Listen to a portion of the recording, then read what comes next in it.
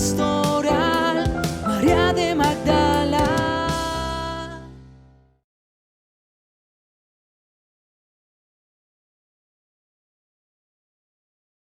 Pues muy buenas tardes para todos ustedes, bienvenidos, bienvenidas. Sabemos que tenemos personas desde Canadá hasta Argentina, ¿cierto? Pasando por Venezuela, Perú, Bolivia, Ecuador y quizás se olvide otros países que están acá o que se unirán prontamente. Así que sean todos bienvenidos. Y vamos a dar inicio con la oración para antes del estudio de Santo Tomás de Aquino. Es una oración que para nosotros se va haciendo tradicional, que nos invita a abrir nuestra mente, nuestro corazón, todo nuestro ser a la inteligencia de la palabra, a la acción del Espíritu. Entonces, pongámonos en sintonía y comencemos este momento de encuentro con una de las grandes figuras de la Iglesia y con alguien que representa para nosotros muchísimo, colocándonos en las manos del Señor. Creador inefable, tú que eres la verdadera fuente de luz y sabiduría y el principio supremo, dígnate infundir sobre las tinieblas de mi inteligencia el resplandor de tu claridad. Aparta de mí la doble oscuridad en que he nacido, es decir, el pecado y la ignorancia. Tú que haces elocuente la lengua de los niños, educa también la mía e infunde en mis labios la gracia de tu bendición. Dame agudeza para entender, capacidad para asimilar, método y facilidad para aprender, ingenio para interpretar y gracia copiosa para hablar. Dame acierto al empezar, dirección al progresar y perfección al acabar. Tú que eres verdadero Dios y hombre, que vives y reinas por los siglos de los siglos. Amén. Que el Señor nos acompañe con la fuerza de su Espíritu en este encuentro con la palabra.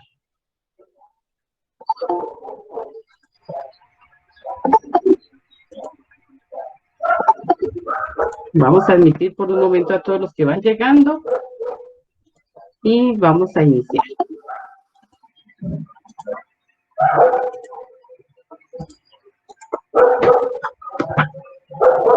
Hola, quisiera saber si se me escucha. William.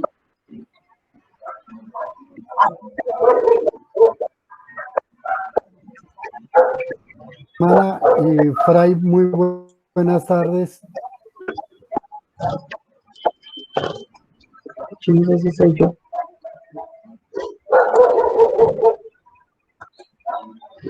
Muy bien.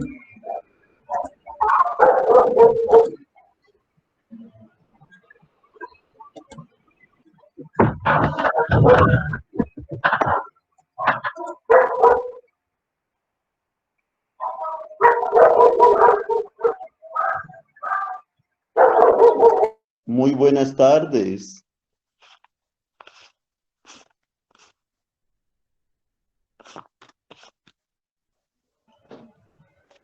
Muy buenas tardes. ¿Cómo les va? Buenas tardes. Buenas tardes. Buenas tardes, hermana. Muy Buenas tardes, Francisca. padre William. Buenas tardes a todos. Gracias. Buenas tardes. Bien, ya estoy aquí de nuevo. Muy bien, entonces, como les habíamos comentado, vamos pues a presentarles a todos ustedes esta obra monumental de San Jerónimo, como es la Vulgata. La Vulgata. Entonces, les vamos a presentar en este momento unas diapositivas que son justamente las que nos van a permitir realizar nuestra exposición.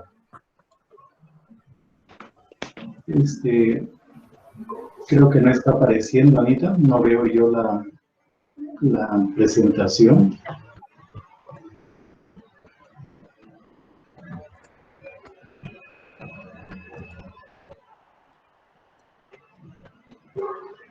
Creo que has presentado la Creo que pantalla tengo completa. un problema. Un momentito ya. Vuelvo a intentarlo. Lo presento yo si quieres para... Sí, yo pienso que va a ser más fácil porque aquí está como inestable el internet. Ya. Entonces, a ver, trato de presentarlo yo.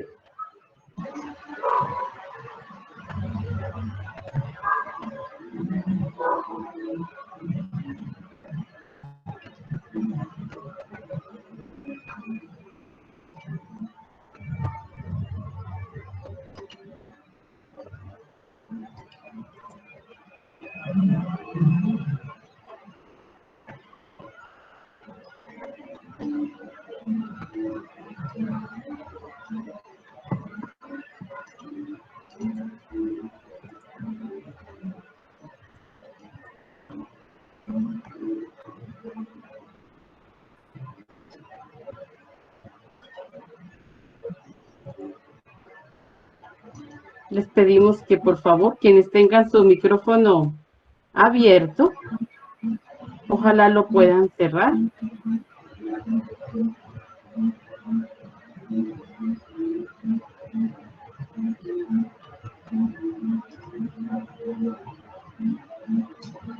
Muy bien, me avisan por favor cuando esté ya siendo visualizada la diapositiva.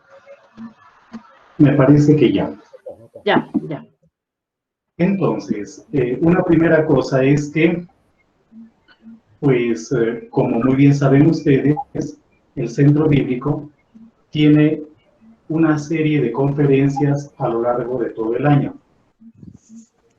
Una conferencia es a comienzos de año, lo que normalmente se conoce como la Lectio Inauguralis, que es con la que se abre propiamente dicho el espacio académico. Otra conferencia es más o menos cerrando el primer semestre, que es Biblia y Espiritualidad. La tercera es esta, la Jornada Bíblica San Jerónimo, que es propiamente dicho Biblia y Exégesis. Y la última, en el mes de noviembre, a la que desde ya están todos ustedes invitados, es Biblia y Pastoral. Biblia y Pastoral. También tenemos un cineforo en este mes de octubre que se avecina. Ya les enviaremos con anticipación la invitación. O tal vez al final de la jornada de hoy les manifestemos justamente el día y la hora. Aparte de otras actividades, obviamente. Entonces, lo que hemos querido en esta ocasión es, como dice la lámina que están viendo todos ustedes, hablarles sobre la Vulgata de San Jerónimo y su importancia para los estudios bíblicos. En un primer momento, lo primero que vamos a hacer es ver la traducción latina de las Escrituras. Debemos tener en consideración una cosa.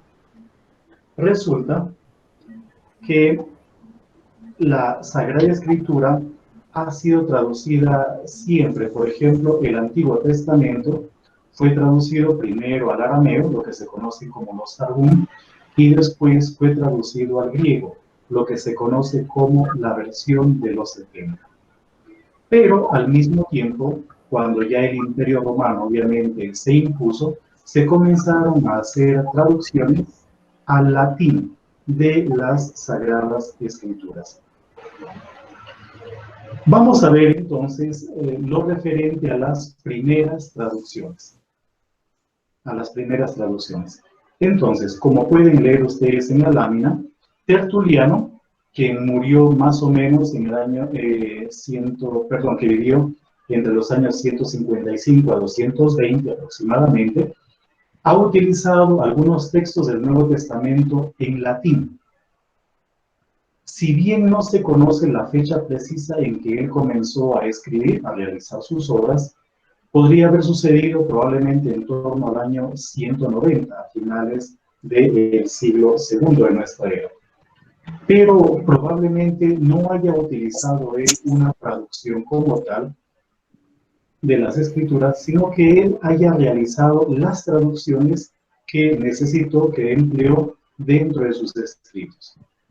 Y hasta donde tenemos información, probablemente con San Cipriano, que debió haber muerto en torno al año 258, estamos ya dentro del siglo III, hay una especie de certeza o de seguridad de que él haya utilizado una traducción al latín de las Sagradas Escrituras.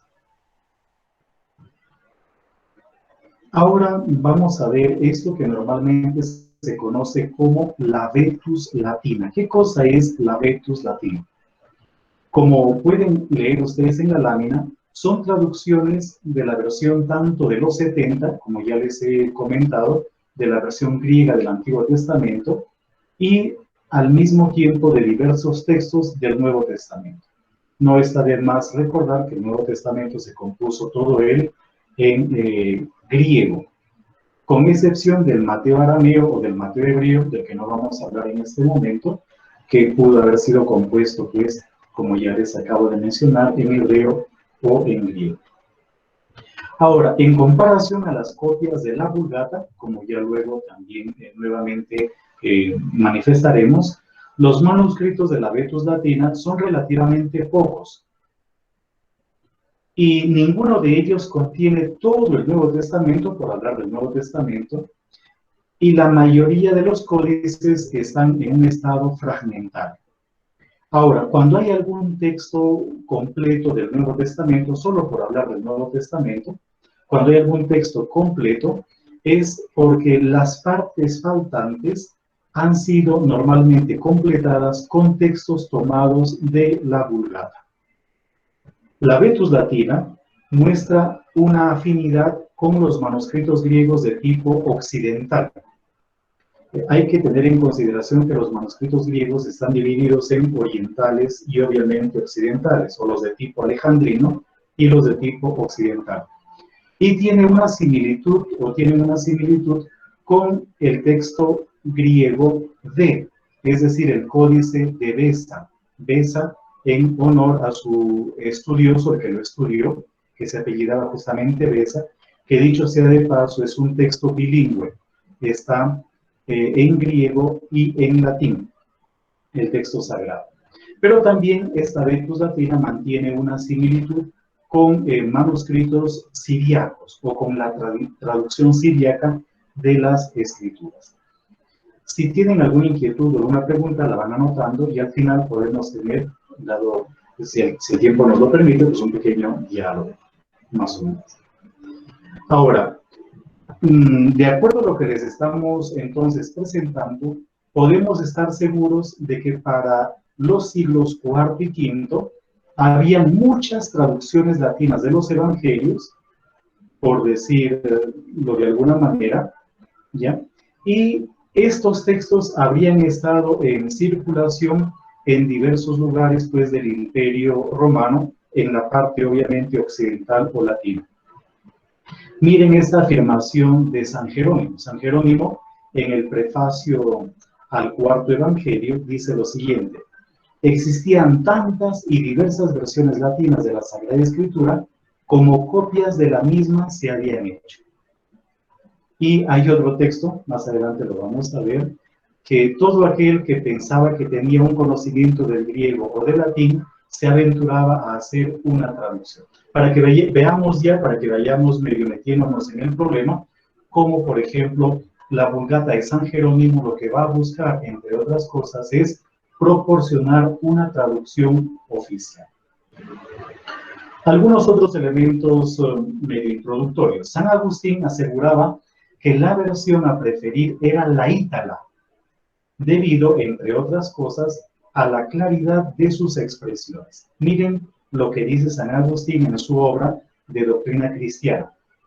Aquellos que están ansiosos por conocer las Escrituras deberían en primer lugar usar sus habilidades en la corrección de los textos, por lo que aquellos incorrectos deberían dar lugar a los correctos, al menos cuando ellos son copiados de la misma traducción. Ahora, entre las traducciones mismas, la ítala es la preferida a las otras, porque ella conserva más exactamente las palabras y sin prejuicios para clarificar la expresión. Hay una búsqueda entre los especialistas por tratar de identificar cuál podría haber sido esta versión denominada ítala, o esta traducción denominada ítala, que estaría obviamente dentro de lo que nosotros consideramos pues vetus latina, es decir, traducciones en un latín antiguo, antes obviamente de la existencia de la Vulgata de San Jerónimo. Vamos a ver ahora los orígenes de la Vulgata, el origen de la Vulgata. Entonces aquí la hermana Ana Francisca pues nos va, o primero les explico este mapa y luego ya la hermana Ana Francisca nos va justamente a manifestar algunas cosas.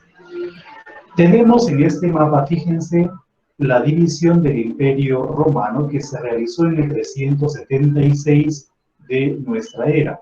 Obviamente podríamos decir que cuando murió San Jerónimo el imperio estaba ya dividido. Cuando murió San Jerónimo ya faltaba poco para que termine más bien el Imperio Romano de Occidente. Entonces, fíjense, el Imperio Romano pues está dividido en dos grandes partes.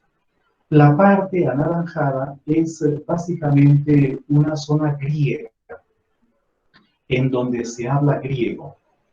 Y el Imperio Bizantino va a continuar hablando griego hasta cuando será su caída por los turcos maometanos en 1453. En cambio, la parte celeste es la parte latina. La parte latina. Por lo tanto, fíjense que para la época de San Jerónimo, la mitad del mundo conocido, entre comillas, lo que les acabo de decir, hablaba griego y la otra mitad hablaba latino. Por lo tanto, la traducción de San Jerónimo o la Vulgata cobra un papel importantísimo, termina siendo de gran importancia, debido a que era darle a la mitad del imperio acceso a las escrituras. Ahora sí, vamos a ver algunos datos sobre el origen justamente de la Vulgata.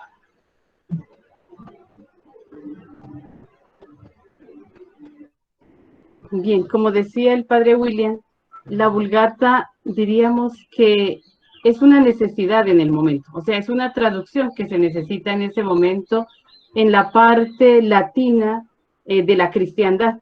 Se necesita tener un texto que se comprenda. Si bien es cierto, nosotros podríamos decir, luego va a ser un texto incomprensible para nosotros, porque no todo el mundo va a saber leer latín, no todo el mundo va a entender lo que dice la Biblia escrita en latín, sí en su momento respondió a la necesidad de que la escritura fuera entendida en su lengua. Yo pienso que esto es interesante retomarlo, porque a veces pensamos que en el momento de la Reforma surge la necesidad de tener la Biblia en una lengua materna, ¿cierto? En la lengua que se habla o en la lengua de los pueblos del momento. Pero ya lo vemos acá, pues ya decía el padre William, desde cuando empieza la primera traducción del Antiguo Testamento al arameo, es el Targum, luego hay una traducción al griego, la de los 70, ¿cierto? Y luego tendríamos también la necesidad de traducir el texto de la Biblia al latín. Entonces, el Papa Dámaso, pues estaría, diríamos, como encabezando a los responsables de esta traducción, o a los interesados, a los que van a motivarlo, porque él será quien le diga a Jerónimo que comience a recoger todo esto que existe de textos latinos que circulan y que se pueda realizar una traducción unificada. Podríamos hablarlo así como sencillamente para que sea comprensible para todos nosotros. Entonces, Jerónimo va a empezar este trabajo, un trabajo que no es fácil, un trabajo que va a tener gente que lo va a apoyar, gente que va a tener apoyo, pero que también va a tener una buena parte digamos, de eruditos o de hombres de iglesia en contra suya. Él va a tener gente que no va a estar de acuerdo con su traducción o con su trabajo. Entonces vamos a leer lo que nos dice esta diapositiva. El origen de la Vulgata está vinculado con una revisión que se ha deseado hacer a las traducciones latinas antiguas, lo que nosotros llamamos la Vetus Latina, y en circulación en la época de San Jerónimo, tratando de ver cuál de ellas se adaptaba mejor al texto griego. En la carta, al texto latino sería, en la carta del Papa Dámaso dirigida a San Jerónimo aparece claramente esta intención. En este trabajo de revisión se ve reflejado el carácter de San Jerónimo, que reaccionaba con vehemencia por su celo relacionado con la exactitud con la que deberían ser hechas las traducciones. Por otro lado, cabe resaltar que un trabajo realizado por encargo de un papa y como servicio para toda la Iglesia no podía haberse hecho a la ligera, por lo que supone un esmero de parte de San Jerónimo. Se sabe que para el Nuevo Testamento se habría servido de traducciones hechas, debido a lo cual su trabajo fue de revisión y corrección, mientras que es en el Antiguo Testamento donde se puede apreciar toda la genialidad de este varón ilustre. Para lo cual, pues necesitará saber hebreo, saber arameo y por consiguiente, pues también griego, porque él va a traducir el Antiguo Testamento que se encuentra en esas tres lenguas, hebreo, arameo, griego al latín. Tenemos algunos testimonios de San Jerónimo sobre su trabajo de traducción. Y esos testimonios nosotros los hemos querido tomar particularmente de las cartas de San Jerónimo.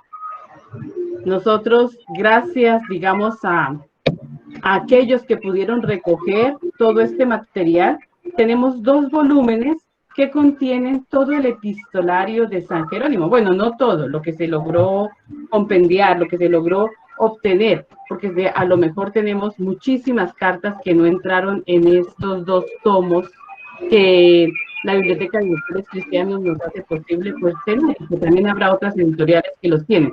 Y es tener las cartas que circularon entre San Jerónimo y algunas personalidades, como también entre algunos de sus amigos y amigas, pero también las cartas que le escribían a él, lo que él escribía y lo que le escribían a él.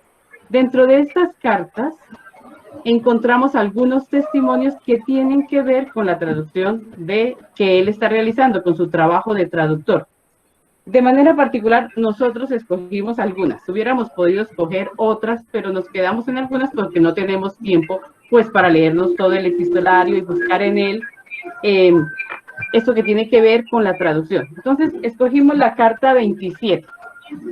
La carta 27, así se llama, así se nombran las cartas, así se citan estas cartas. La carta 27 que va dedicada a Marcela. Entonces, él responde una misiva de Marcela y pues aquí le va a contar a Marcela en qué está trabajando. Sobre todo pues le va a contar pues que algunos no están de acuerdo con él, también le va a decir eso. A Marcela le puede hablar con el corazón, son muy cercanos. Se me adelantó, la de Marcela no la hemos pasado todavía. Y ella hace parte, porque hay que decir quién es Marcela. Marcela hace parte de un grupo de mujeres que habitan en Roma, en el Monte Aventino, se llama el Círculo del Aventino, así lo hemos llamado, y dentro de ese grupo hay mujeres eruditas, son mujeres que saben griego, mujeres que saben hebreo, mujeres que trabajan, que investigan, que quieren adentrarse en el mundo de la Sagrada Escritura, y Jerónimo es para ellas como un maestro.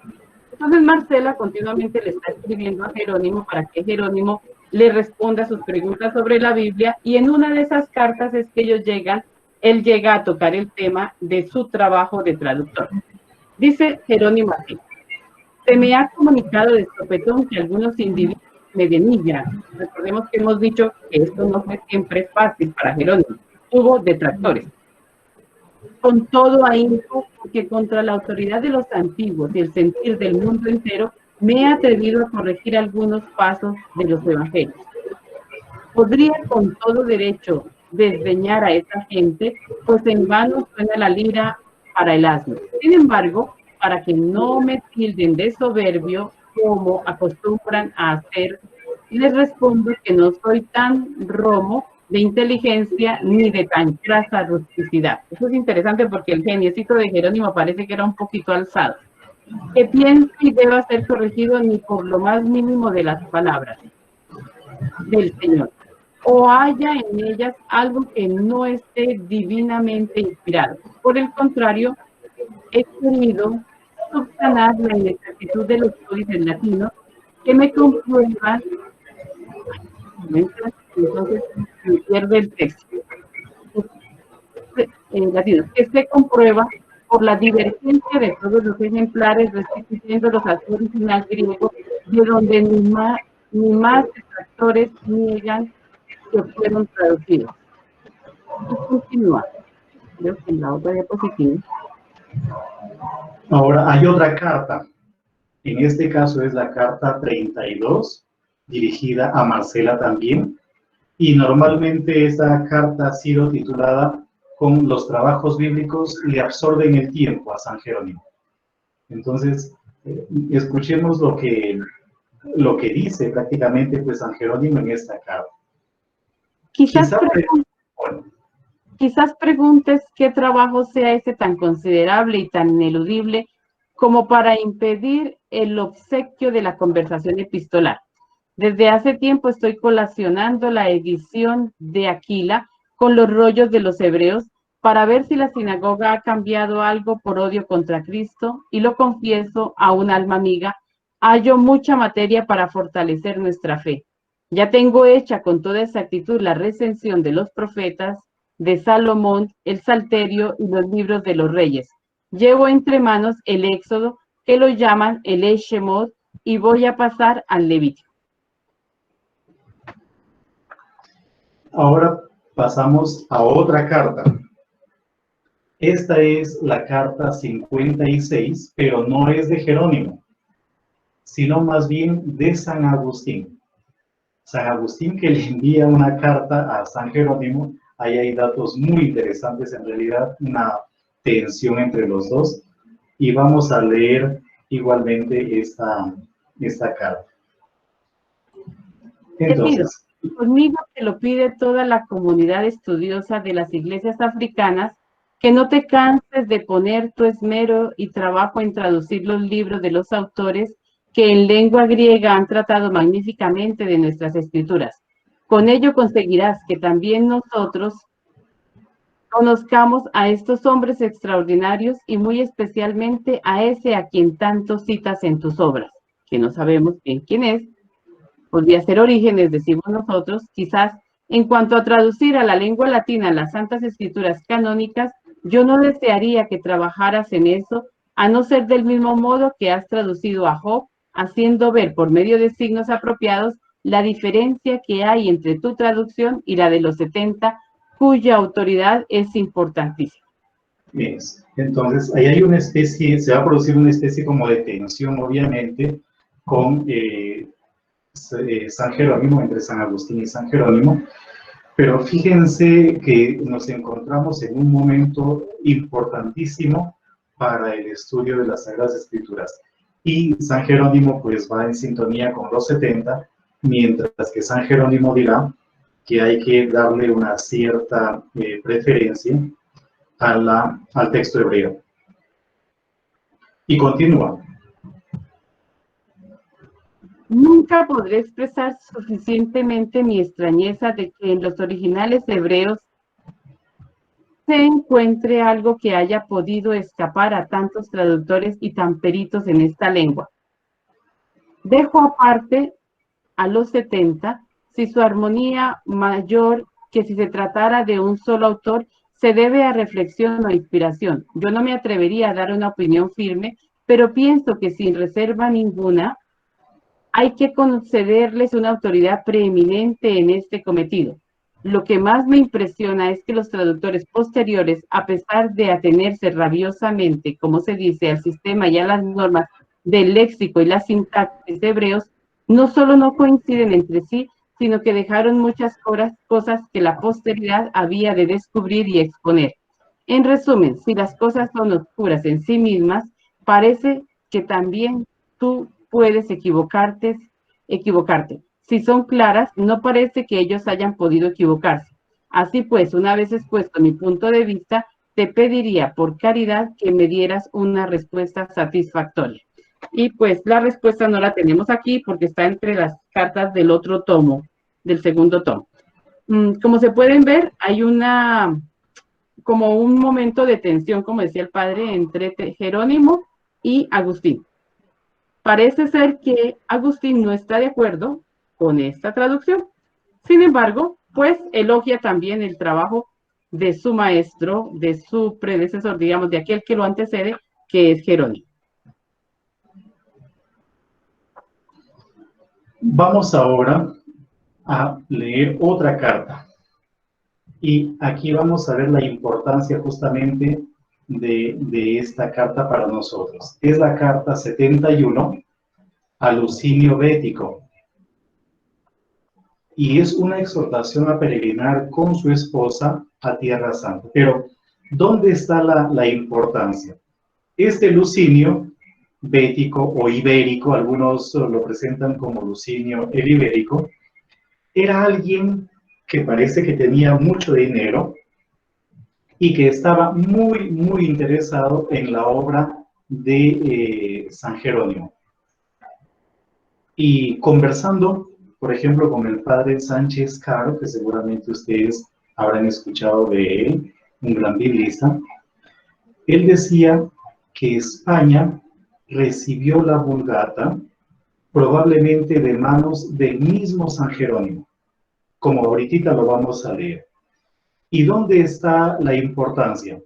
De si eso fuera así, claro, 10 siglos más tarde, obviamente, ese texto probablemente habría llegado también a nosotros, ¿verdad? Pero eso es simplemente una especie como de suposición. Porque cuando llegaron los primeros evangelizadores a América, obviamente ellos traían sus manuscritos en latín de la Sagrada Escritura. Entonces, es una carta muy, muy hermosa, tremendamente hermosa, en donde nuevamente se vuelve a poner de manifiesto el genio, pues, de San Jerónimo. Genio de genialidad, por un lado, pero genio también de firmeza, ¿no? De firmeza. Entonces, vamos a leer unos fragmentos de la carta de Jerónimo a Lucinio Bético. Entonces dice así: respecto de mis obras, que no por su propio valor, sino por tu benevolencia deseas tener, según me dices, ya se las di a tus hombres para que las trasladaran y las he visto ya copiadas en los cuadernos. No me he cansado de advertirles que las cortejaran con todo cuidado y las corrigieran. Yo no he podido releer personalmente tantos volúmenes, dada la aglomeración de pasajeros y muchedumbre de peregrinos. Además, como ellos pudieron comprobar con sus propios ojos, he estado impedido por una larga indisposición y justo por los días de Cuaresma, cuando ellos partían, he empezado a respirar. Así pues, si encuentras erratas o se ha omitido algo que impida al lector la inteligencia, no deberás achacármelo a mí, sino a los tuyos y a la ignorancia que copian no lo que tienen delante, sino lo que entienden, y mientras pretenden corregir errores ajenos, ponen de manifiesto los propios. En cuanto a los libros de Josefo y los volúmenes de los santos Papías y Policarpo, es falso el rumor que te ha llegado de que yo los haya traducido, pues ni tengo tiempo ni fuerzas para pasar obras tan importantes a lengua distinta sin que se pierda la elegancia original. De Orígenes y de Dídimo he traducido algunas cosillas con la intención de mostrar en parte a los nuestros lo que contiene la ciencia griega, el canon del verdadero texto hebreo, excepto el Octateuco. Cuando habla de Octateuco está hablando de los libros de Génesis hasta Ruth, para que nos den otro, así como para que lo tengamos en cuenta. Entonces, se me perdió ahora, excepto el Octateuco que ahora traigo entre manos. Los he dado a tus criados y escribientes para que lo copien. A los estudiosos hace ya muchísimos años que se los entregué corregido con toda diligencia. En cuanto a la edición de los 70, no dudo que la tendrás tú también. El Nuevo Testamento lo he restablecido según el original griego, porque así como la fidelidad de los libros antiguos, hay que contrastarla con los códices hebreos, así la de los nuevos ha de ajustarse a la norma del texto griego.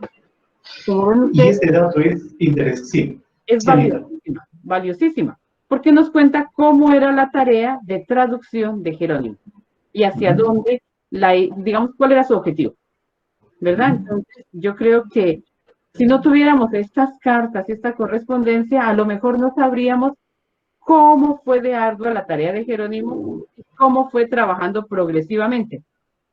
Y en qué se basó, ¿cierto? También qué elementos tomó, qué le ayudó, qué trabajos que otros ya habían realizado le pudieron ayudar, como el caso de los trabajos de Orígenes. Fueron interesantes y muy importantes para Jerónimo, para la Vulgata. Sí.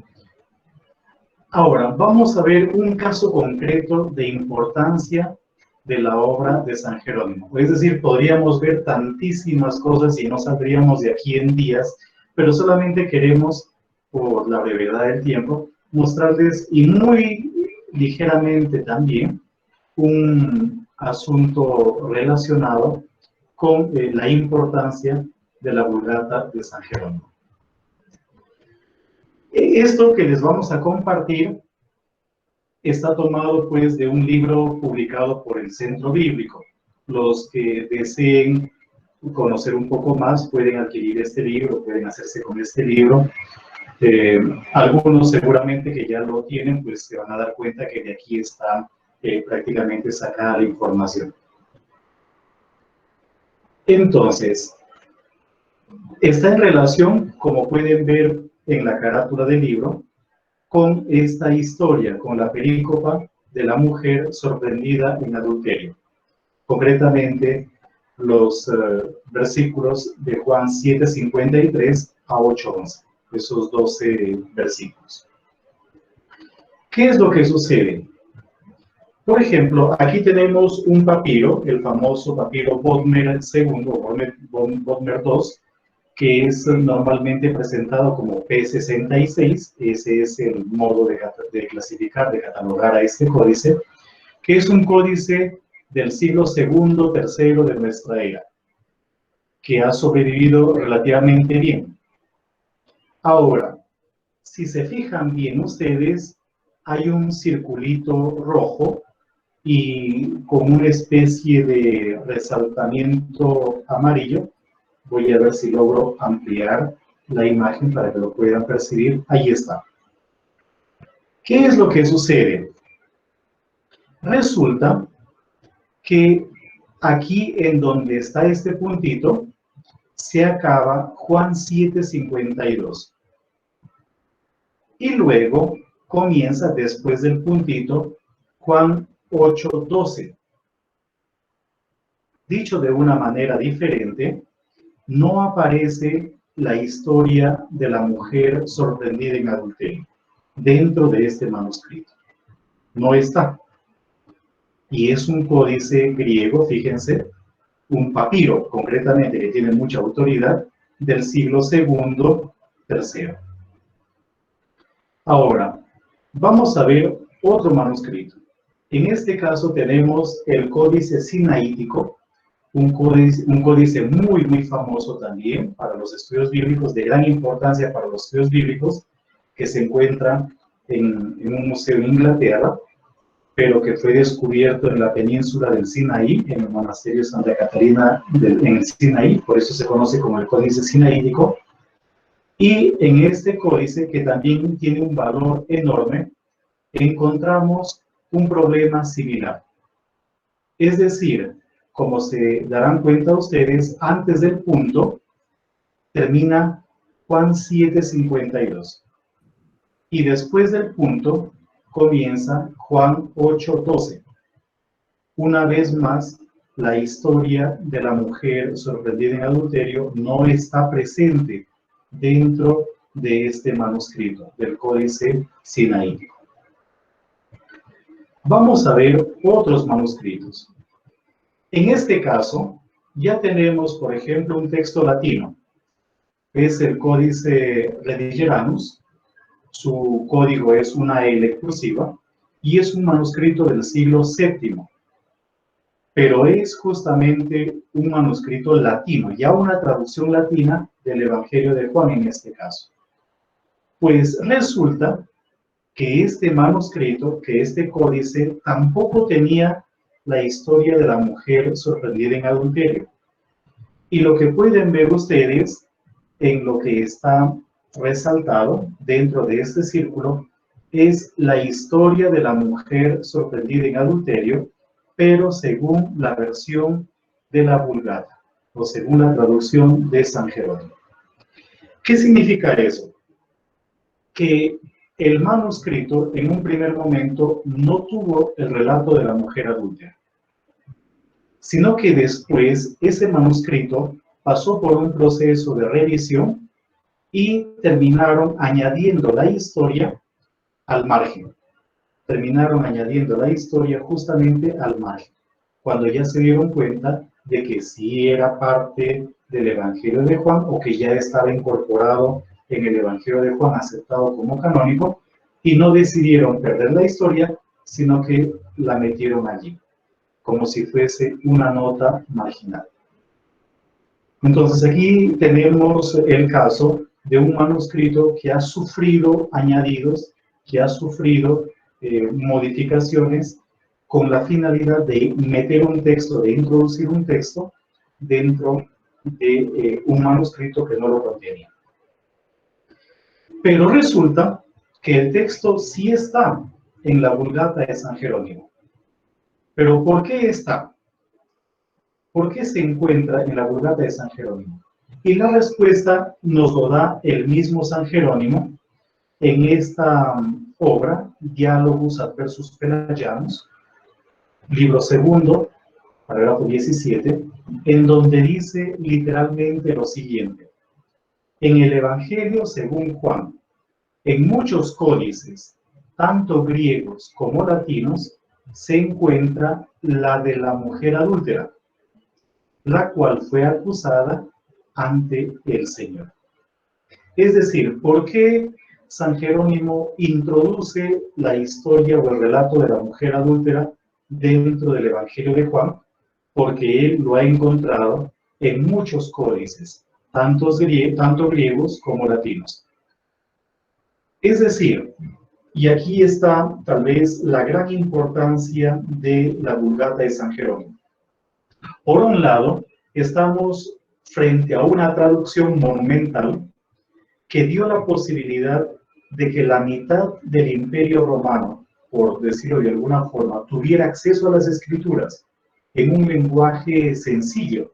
Por eso se llama Vulgata. Por eso se llama Vulgata. Aunque la palabra Vulgata o el nombre Vulgata no es de San Jerónimo, eso vendrá posteriormente. Pero ya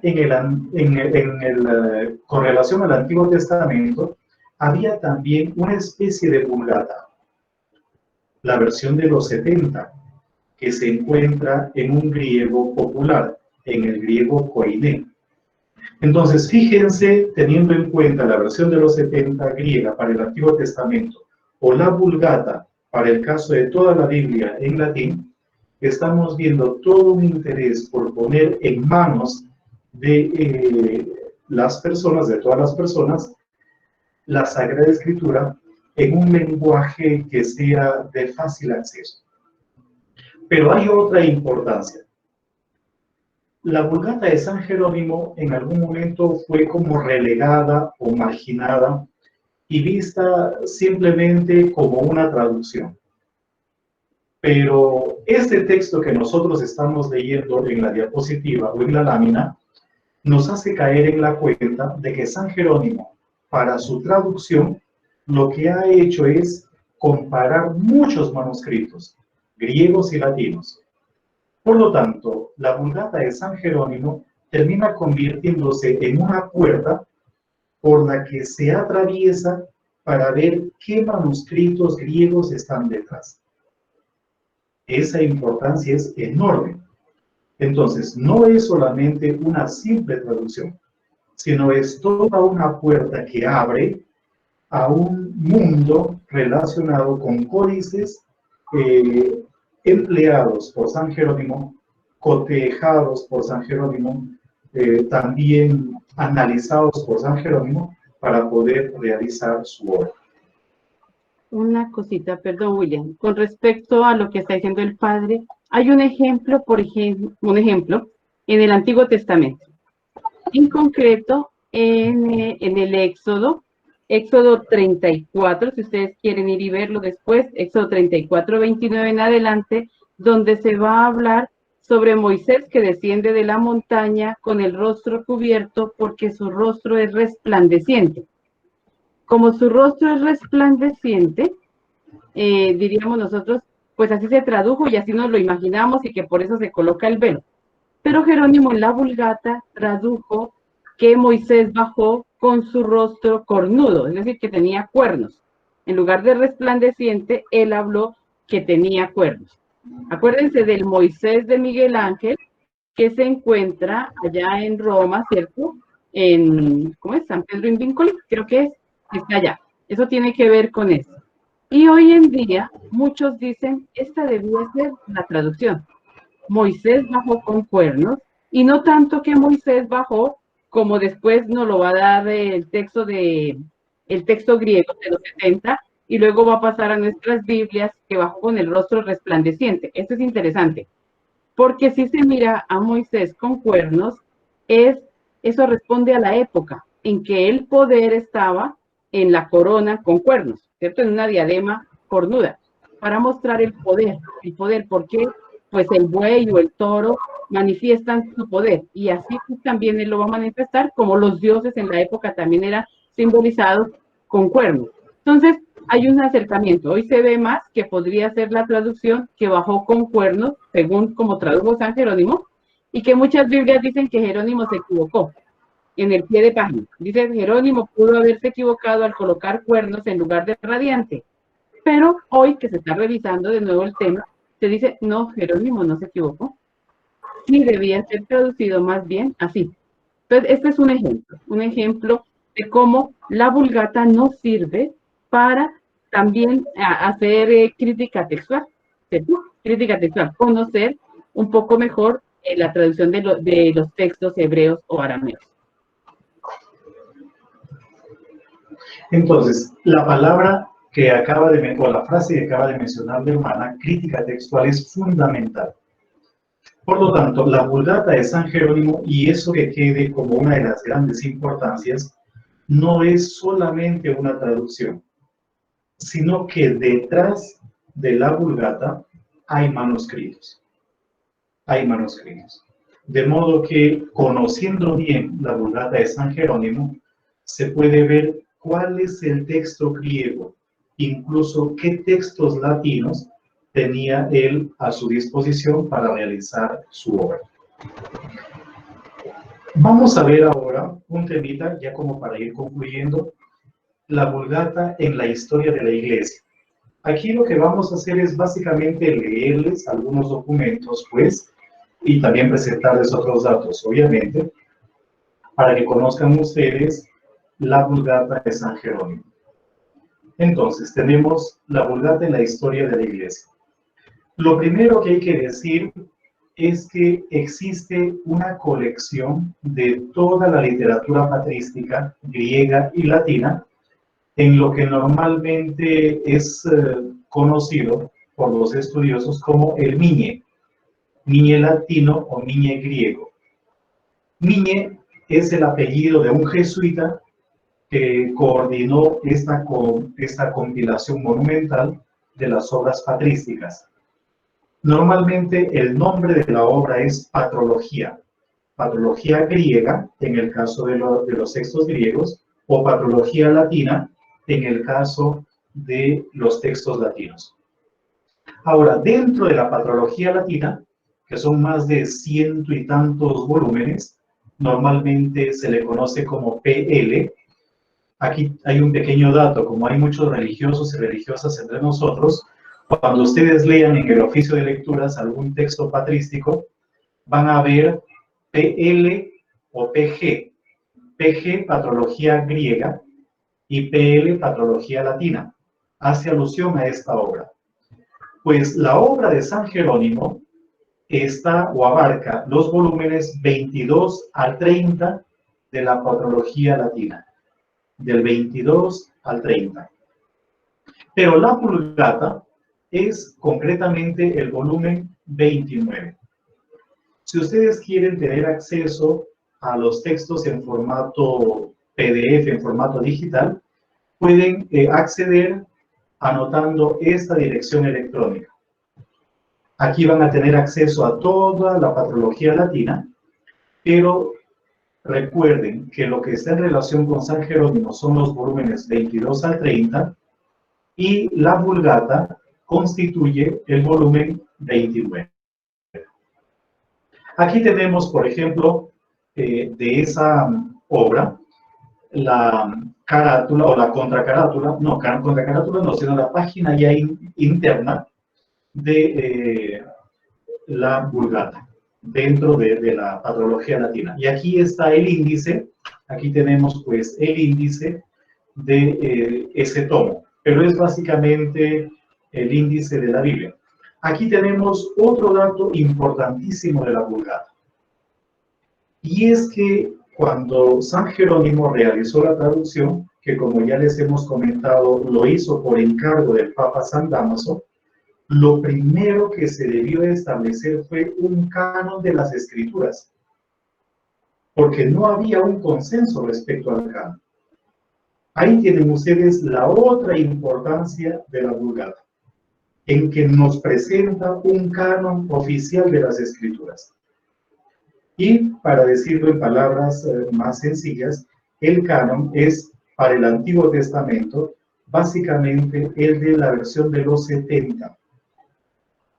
Por lo tanto, el Antiguo Testamento está dividido en 4 partes.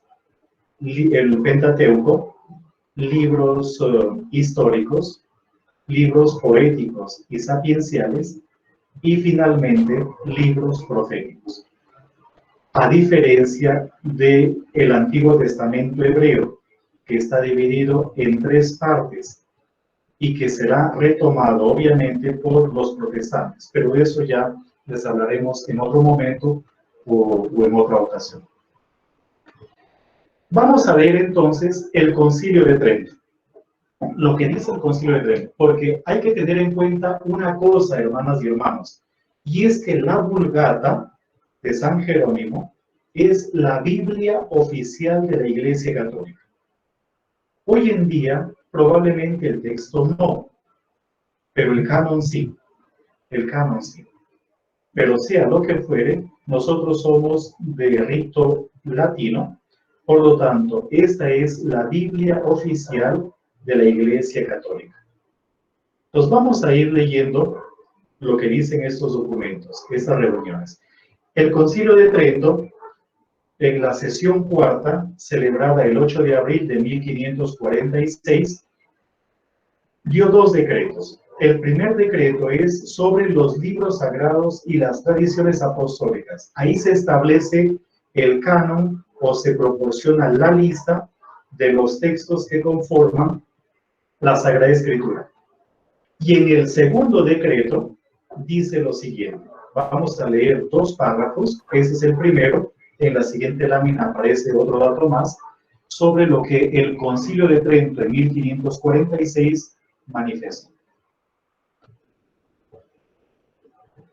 Este sacrosanto sínodo, considerado que será de utilidad para la Iglesia de Dios, si da a conocer cuál de todas las ediciones latinas que circula de los libros sagrados hay que considerar auténtica, establece y declara que esta misma edición antigua Vulgata, que ha sido aprobada en la Iglesia por el prolongado uso de tantos siglos, sea considerada auténtica en las lecturas públicas, en las disputas, en las predicaciones y en las explicaciones, y que nadie ose o pretenda rechazarla bajo ningún pretexto. Bajo ningún pretexto. Y luego continúa diciendo lo siguiente. Esto hay que tenerlo muy presente porque está vigente hasta la actualidad.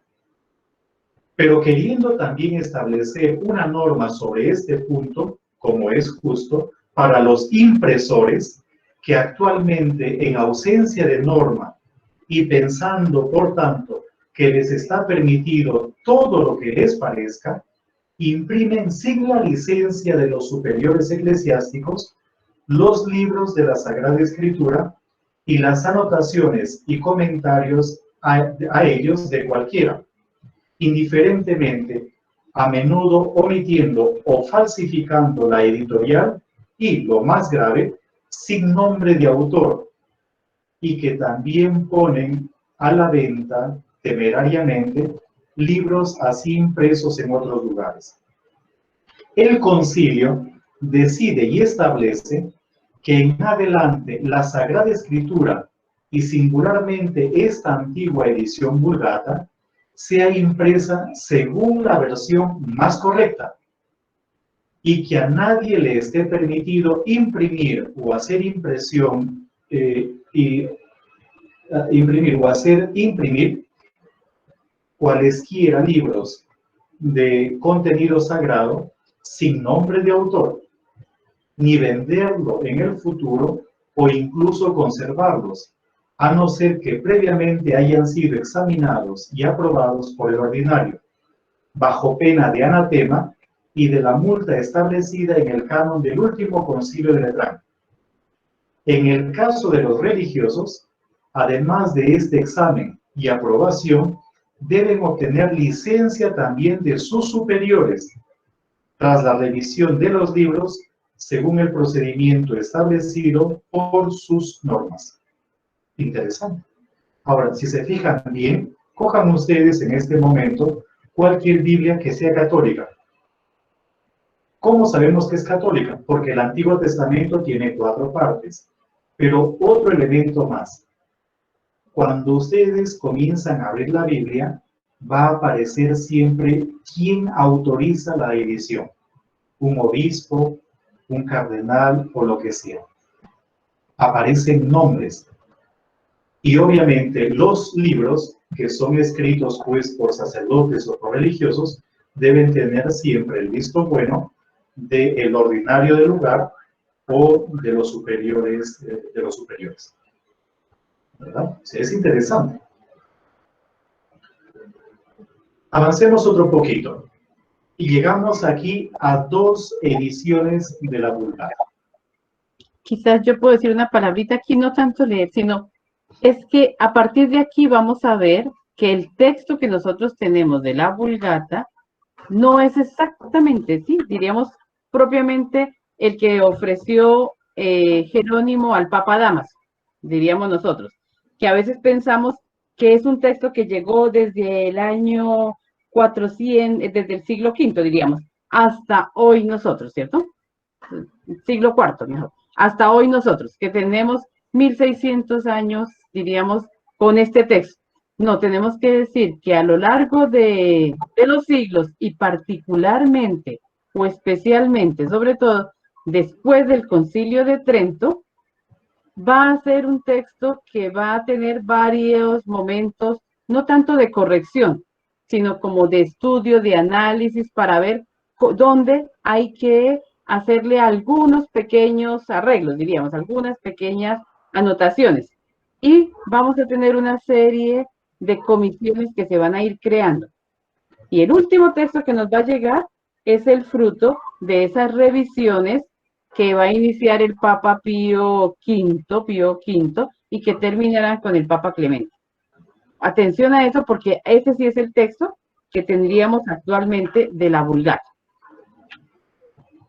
Ahora, una cosa que debemos tener en consideración es lo siguiente. Todavía la imprenta no había existido hasta el siglo, creo que 15, ¿verdad? 1400 y algo, creo que es la imprenta, o 1500 y algo. 16. ¿Cuándo? Siglo XVI. Siglo XVI. Entonces, hasta ese momento todo se copiaba a mano.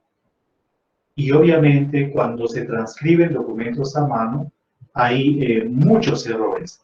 Errores por problemas de oído, de visión, por ignorancia de los copistas o por mucha erudición de los copistas. Todo eso influye. De manera que no había un texto uniforme, sino un montón de manuscritos con muchas, entre comillas, variantes textuales. Es ese hecho lo que va a motivar a que se haga, como mencionó la hermana, una revisión. Una revisión.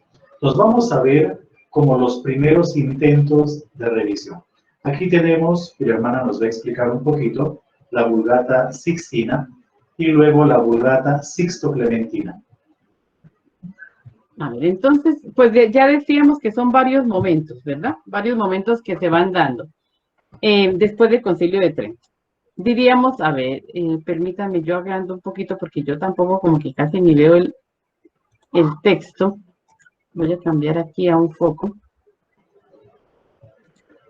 Ya, entonces aquí veo mejor. El Papa Pío IV en 1561 nombró la primera comisión para la revisión de la Vulgata. En 1569, el Papa Pío V nombró la segunda comisión. Se compilaron diversos manuscritos en distintos lugares de Europa. En 1586, el Papa Sixto V nombró la tercera comisión. Se empleó todo el material recopilado, por eso que llegó cuando estaba el Papa Pío V. Esta comisión entregó al Papa el resultado de sus trabajos en 1588. Consistía en un texto crítico con diversas enmiendas. El Papa Sixto V no aprobó tal trabajo por diferir mucho en el texto que se poseía, con el texto que se poseía. El Papa mismo, es decir, Sixto V, decidió revisar el texto con ayuda de otro equipo. Ahí él tenía sobre todo dos, creo que un jesuita y un padre agustino. El trabajo fue publicado en mayo de 1590 en 3 volúmenes. Esto estamos hablando de lo que es la Vulgata Sixtina, pero acuérdense que no es porque él sea el autor, el Papa Sixto, sino sobre todo por las revisiones. Pero diríamos que lo que va a hacer el Papa Sixto no va a ser bien visto. Parece que él altera algunas cositas, parece que él mete mucho la mano y su equipo, y esto no va a ser aceptado. Entonces, pero sin embargo, pues se hicieron revisiones, se hicieron algunas anotaciones, algunas enmiendas, como ellos hablan, es la palabra empleada, las enmiendas. El Papa Sixto V falleció el 27 de agosto de 1590 y el 5 de septiembre de ese año el Colegio de Cardenales prohibió la venta de dicha obra. Es decir, lo que el Papa, él mandó editar, él mandó que se le entregaran a la curia cardenalicia los volúmenes de la Vulgata. Él empezó a extender esta traducción, ¿verdad? Estas copias. Y después, el Papa que siguió, de nuevo con los cardenales, pues prohibieron ya la venta porque había pues cosas no muy exactas y destruyeron cuantas copias lograron comprar. Sí, esto nos vamos viendo cómo esto también ha sido una lucha, ¿no? Hasta que llegamos al Papa Clemente. Pero entre el Papa Sixto y el Papa Clemente encontramos al Papa Gregorio XIV. Entonces, en 1591, el Papa Gregorio XIV nombró una comisión para revisar la Vulgata. Y aquí aparece un nombre para nosotros muy importante, que es Roberto Bellarmino, ¿verdad? Ese era un gran erudito, un gran hombre que va a participar acá, jesuita, ¿cierto? La Vulgata, entre los que se encontraba Roberto Bellarmino. En enero de 1592, entonces ya viene el Papa Clemente VIII, inicia su pontificado y aprueba el trabajo de la Comisión Gregoriana, es decir, del Papa Gregorio XIV. Y es por eso, creo que está más adelantico, que se le va a dar el nombre de Vulgata Clementina, pero luego se adoptarán los dos nombres, Sixto Clementina. Los trabajos fueron publicados en 3 ediciones colocados bajo el nombre de Sixto. En el 604 se le añadió a ese nombre el de Clemente, dando origen a la edición Sixtina Clementina, o como se dice, la Vulgata Sixto Clementina, como ustedes pueden verlo ahí en la primera página de la Vulgata del año de 1714. 1714, sí, el número romano al final, 1714. Entonces, esto va mostrando cómo, pues de todas maneras, el texto es revisado. Lo interesante, a mí me parece muy interesante del Papa Clemente, pues el Papa Clemente no aparece como quien mete la mano ahí, en cambio el Papa Sixto sí, pero el Papa Clemente tiene cuidado de lo que hicieron sus antecesores, ¿no? Particularmente Sixto, y también de lo que quiso hacer Gregorio, que solamente duró en el pontificado al parecer casi que un añito nomás. Entonces, y pues su nombre no entra ahí, es después que la tradición o los eruditos le darán también el nombre de Clementina por él. Pero pues vamos viendo como la evolución en el trabajo. Bien, y continuamos entonces, porque ya vamos adelantando. Llegamos al Concilio Vaticano I. Ya, la sesión tercera se realiza el 24 de abril de 1870. Como muy bien saben, el Concilio Vaticano I es un concilio inconcluso. Las tropas de Garibaldi impidieron el desarrollo del concilio.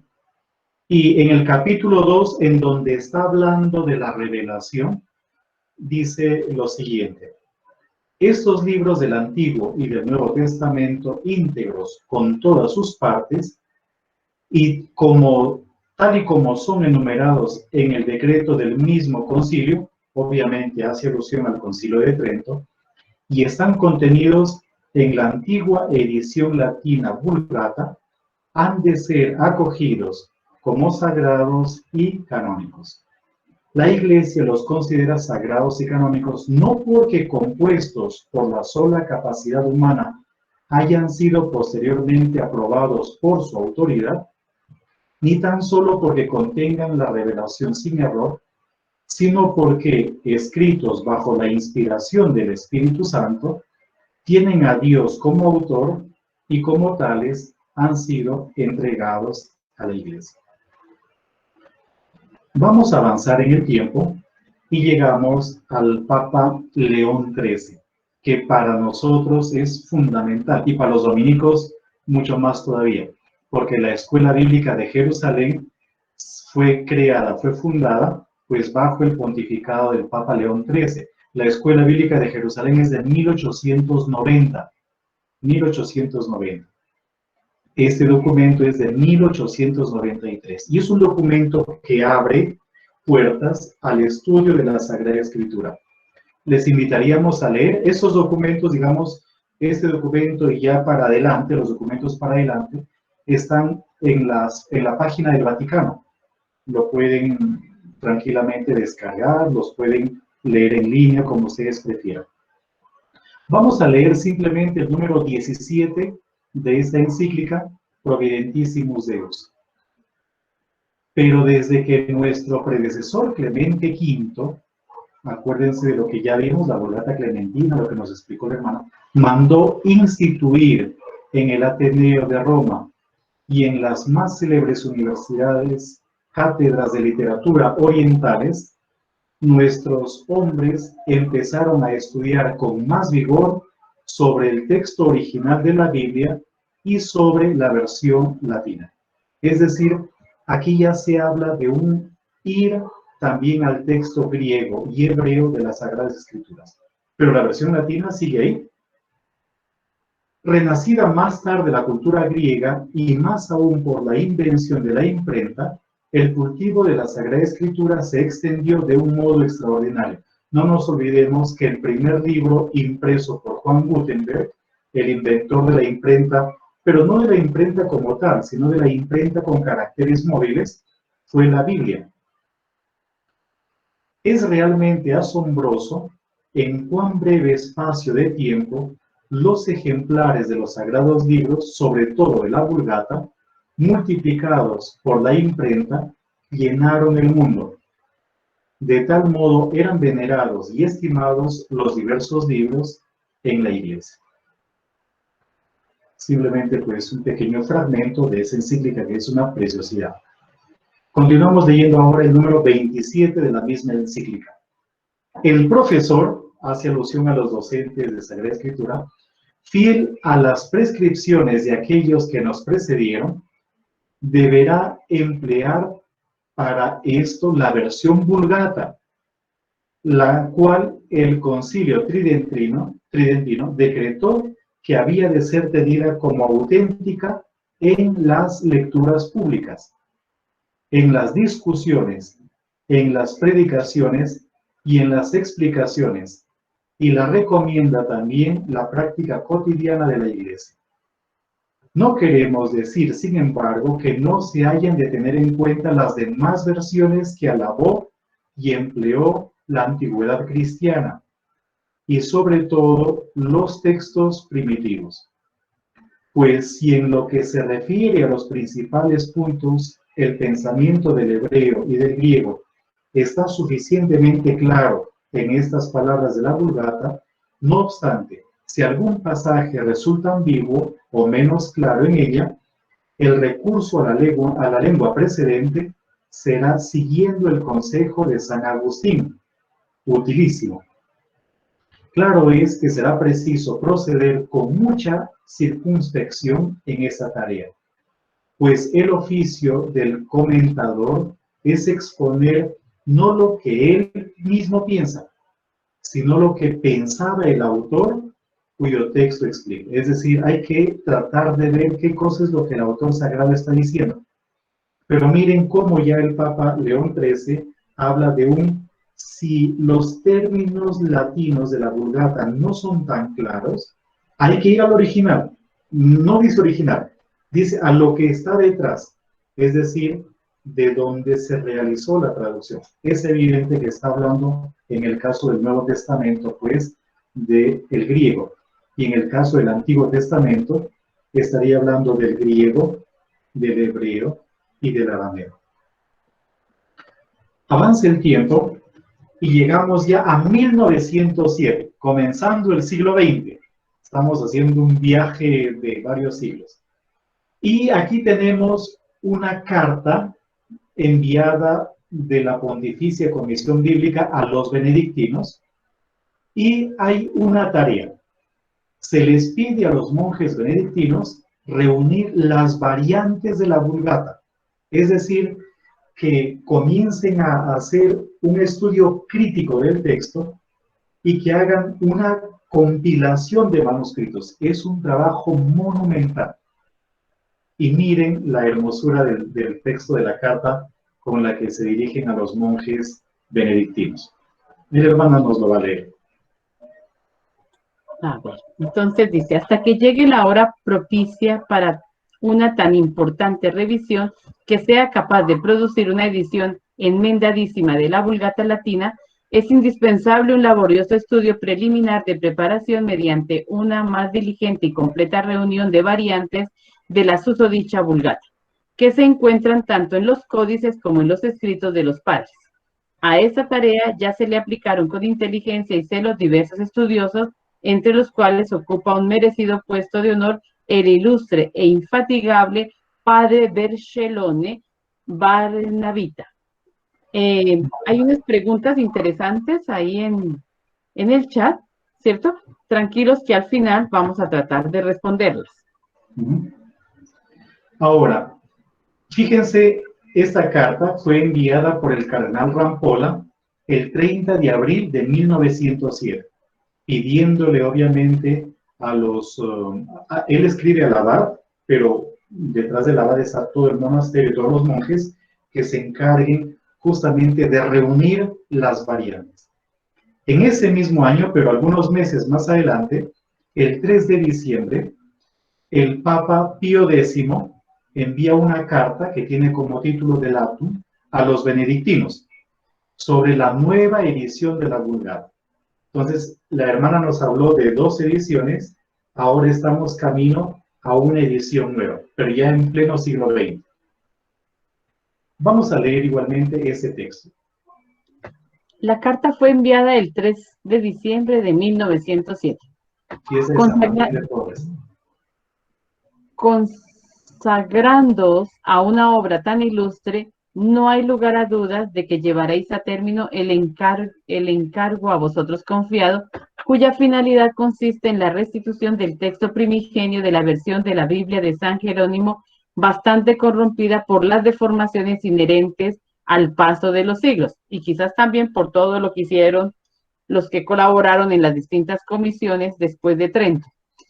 El amplio conocimiento de la paleografía y de las disciplinas históricas que se reconoce a los padres benedictinos así como su más probada constancia en la investigación, hacen que los hombres doctos estén con el ánimo cierto y seguro sobre vuestro examen perfecto de todos los antiguos códices de las versiones latinas de las escrituras que se saben hoy día conservados en bibliotecas europeos, así como de vuestra diligencia en reunir de todas partes y sacar a la luz los códices que hasta ahora permanecían ocultos.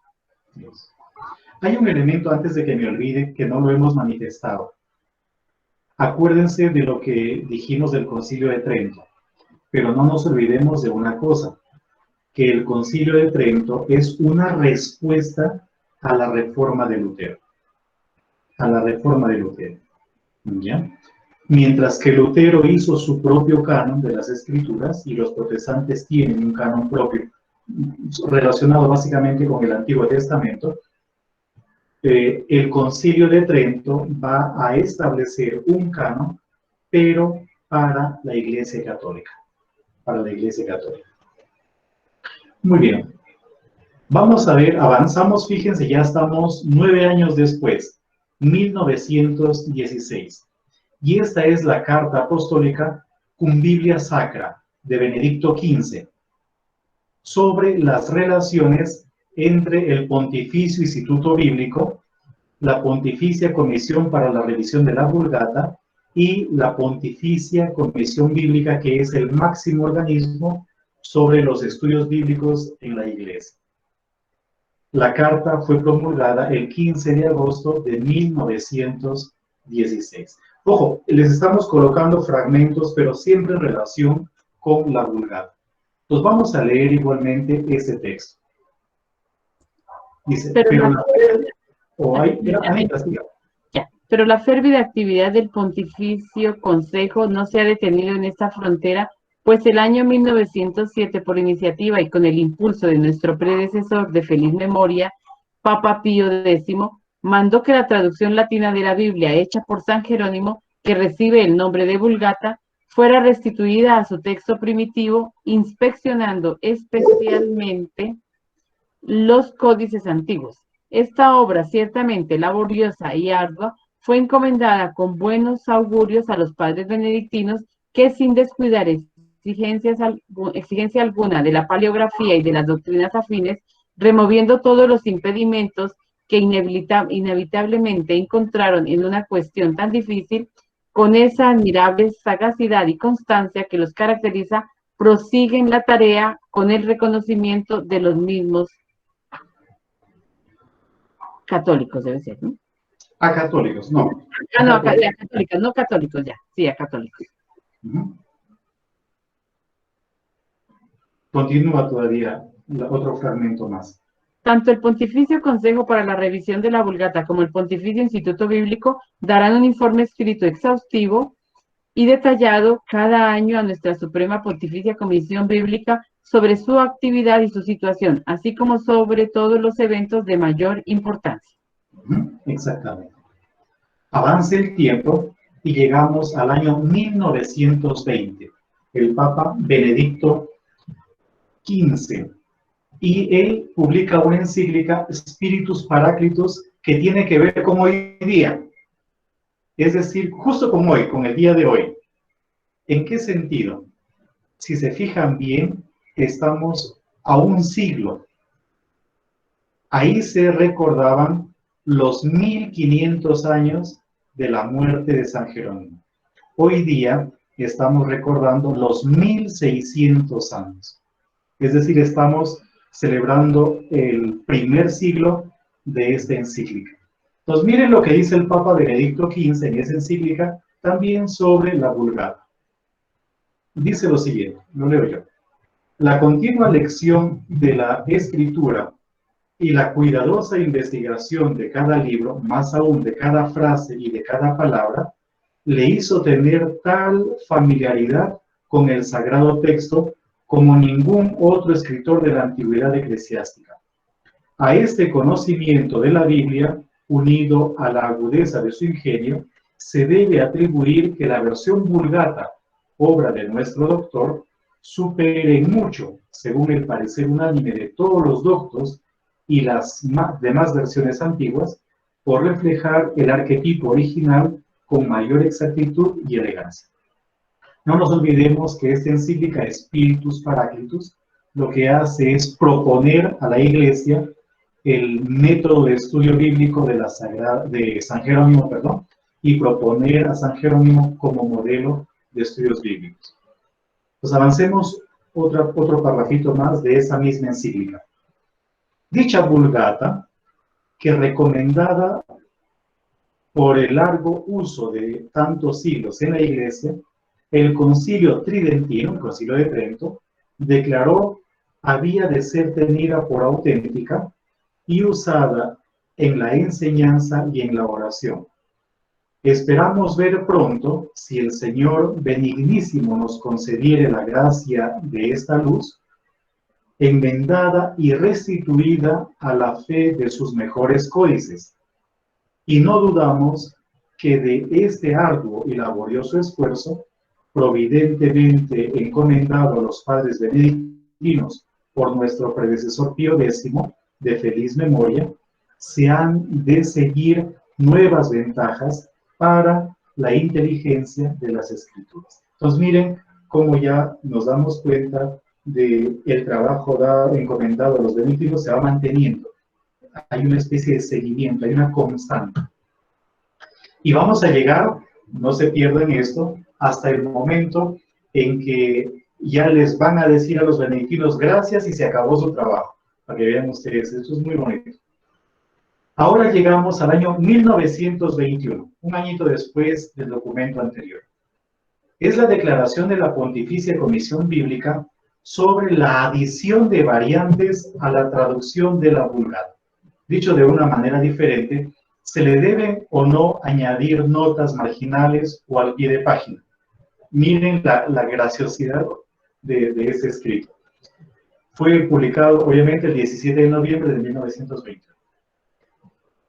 Continúa el texto antes, solamente hemos cogido la parte que nos interesa. Como hay quienes piensan que se prohíbe la adición de variantes textuales, no solo en el margen lateral, sino también en el inferior, esto es, al pie del texto, se ha preguntado a la Pontificia Comisión Bíblica. Ahí viene la pregunta que le hacen a la Pontificia Comisión Bíblica. ¿Está permitido en las ediciones de traducción de la Vulgata, tanto del Nuevo como del Antiguo Testamento, añadir al pie del texto variantes textuales u otras ayudas para los estudiosos? Tras examinar la cuestión, la Pontificia Comisión Bíblica respondió sí, punto. No hay argumentos, no hay nada. Y después, debajo de esto, ya no lo hemos colocado por falta de espacio, pero después de esto dice, el Papa avala y punto, y se acabó. No hay más. O sea, la respuesta es sí y se acabó. Es más breve que esto, imposible. Llegamos al Concilio Vaticano II, 1965. Probablemente algunos ya habían nacido, otros estábamos en proyecto. En donde habla de las traducciones que deben ser bien cuidadas, dice lo siguiente el documento. Estoy citando el número 22 de la Dei Verbum, de la Constitución Dogmática Dei Verbum del Vaticano II. Es conveniente que los cristianos tengan amplio acceso a la Escritura. Por ello, la Iglesia, ya desde sus principios, tomó como suya la antiquísima versión del Antiguo Testamento llamada de los 70. Esto es interesante. El Antiguo Testamento nuestro es la versión de los 70. Seguimos el canon de los 70. Y conserva siempre como honor otras traducciones orientales y latinas, sobre todo la que llaman Vulgata.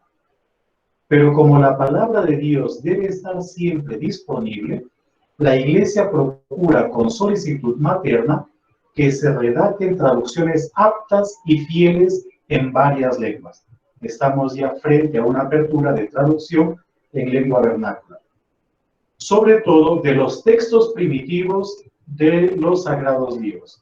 Es decir, las traducciones deben ser hechas de los idiomas originales. Una pequeña preguntita o un pequeño dato como para que medio nos relajemos un poquito. Los protestantes de lengua hispana tienen Biblia traducida de los idiomas originales, entre comillas, al español desde el siglo XVI-XVII, con Casiodoro de Reina, que fue un monje jerónimo, creo, que tradujo la Biblia, pero unos años más tarde, a comienzos de los 1600, Cipriano de Valera hizo la revisión, y de ahí viene la Reina Valera. La Reina Valera. Entonces, fíjense cómo los protestantes tienen Biblia en español, traducida de los idiomas originales, desde los siglos XVI, XVII, finales del XVI, comienzos del XVII. ¿Saben ustedes desde cuándo los católicos tenemos Biblia traducida de los idiomas originales al español? En el siglo XX, desde el siglo XX. Y la primera Biblia traducida es la Nácar Colunga, en donde participaron dos, un cura diocesano, Eloíno Nácar Puester, y un dominico, Alberto Colunga Cueto. De ahí viene Nácar Colunga, que son los apellidos, pues, de los traductores. Para que vean ustedes cómo los protestantes siempre han estado muy metidos en la cuestión bíblica. Continúo leyendo el texto. Y si estas traducciones oportunamente y con el beneplácito de la autoridad de la Iglesia se llevan a cabo incluso con la colaboración de hermanos separados, podrán usarse por todos los cristianos. Hay una apertura al trabajo ecuménico, pero si nosotros leyéramos documentos anteriores, llega un momento en que se denuncia incluso a las Sociedades Bíblicas Unidas y se les acusa de proselitistas, entre otras cosas más. Vamos a avanzar, llegamos al año 79. Algunos ya habíamos nacido para esta fecha. Tenemos aquí la Constitución Apostólica Scripturarum Thesaurus, Tesoro de las Escrituras, del Papa Juan Pablo II. Ya esto le pertenece a Juan Pablo II. Sobre la nueva Vulgata de los libros sagrados. Fue publicada esta Constitución el 25 de abril de 1979. Dice lo siguiente: el texto que ha resultado de esta revisión, que ha sido más intensa en ciertos libros del Antiguo Testamento, en los que San Jerónimo no puso su mano, porque parece que San Jerónimo utilizaba igualmente un pequeño equipo de traductores, se ha editado en volúmenes separados desde 1969 hasta el año 1977. Y ahora, además, se ofrece una edición típica, compendiada en un único volumen. Esta edición, Nueva Vulgata, podrá servir también para que se refieran a ella las traducciones vernáculas que se destinan al uso litúrgico y pastoral. Y así, usando las palabras de nuestro predecesor Pablo VI, es lícito pensar que ella será un fundamento cierto. Un fundamento cierto en el que los estudiosos bíblicos se podrán apoyar, sobre todo,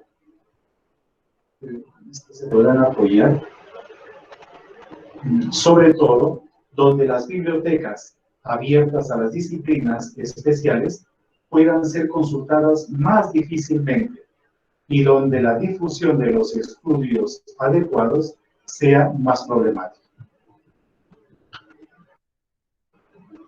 Otro documento del Papa Juan Pablo II, del 15 de enero de 1984, ya prácticamente ayer por la tarde, es la carta de Juan Pablo II sobre la Pontificia Comisión para la Revisión y Corrección de la Vulgata.